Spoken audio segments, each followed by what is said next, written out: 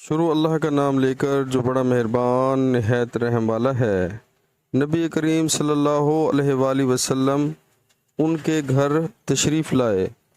آپ صلی اللہ علیہ وآلہ وسلم نے پوچھا کہ تم اپنے گھر میں کہاں پسند کرتے ہو کہ تمہارے لیے نماز پڑھوں؟ اتبان نے بیان کیا کہ میں نے ایک جگہ کی طرف اشارہ کیا۔ پھر نبی کریم صلی اللہ علیہ وآلہ وسلم نے تکبیر کہی اور ہم نے آپ صلی اللہ علیہ وآلہ وسلم کے پیچھے صف باندھی۔ پھر آپ صلی اللہ علیہ وآلہ وسلم نے 2 رکعت نماز نفل پڑھائی۔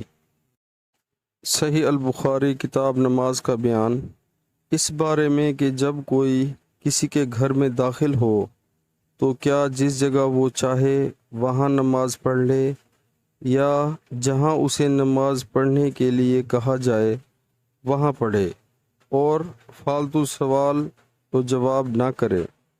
حدیث نمبر 424۔ پیارے مسلمانوں، اللہ تعالی ہمیں حدیث پاک سن کر اس پر عمل کرنے کی توفیق عطا فرمائے، آمین۔